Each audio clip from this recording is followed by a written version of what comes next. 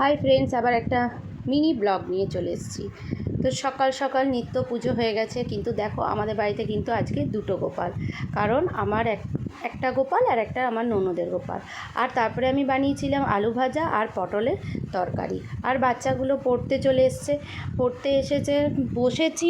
আর এত বৃষ্টি, মানে মেঘ এসছে, ঠিক 12টা বাজছে আর প্রচণ্ড কালো করে একদম মেঘ এলো। আর এত ভালো লাগছিল, ছাদটায় উঠেছিলাম। আর দারুণ হাওয়া, মানে গরমে এরকম হাওয়া আর এরকম বৃষ্টি কার না ভালো লাগে। ও বাবা, এসে দেখছি নিচে এসে যে কারেন্ট চলে গেছে। তো তার মধ্যে এই বাচ্চা এসেছিলো, আর কেউ আসেনি, তো ওইটুকুর মধ্যেই সবাইকে পরিয়ে দিলাম। তারপরে বিকেলবেলায় আবার ছাদে উঠেছিলাম, এত ভালো লাগছিল, বেশ সূর্যটা অস্ত যাচ্ছে আর একদিকে চাঁদ উঠেছে, তো খুবই ভালো লাগছিল। আর বাচ্চারা দেখছি যে ঘুড়ি উড়াচ্ছে, এত মানে ছাদটা দারুণ লাগছিল। মানে গরমে বিকেলে ছাদে যাওয়া মানে ভীষণ কষ্ট, কিন্তু যেহেতু বৃষ্টি হয়েছে সেহেতু দারুণ লাগছিল।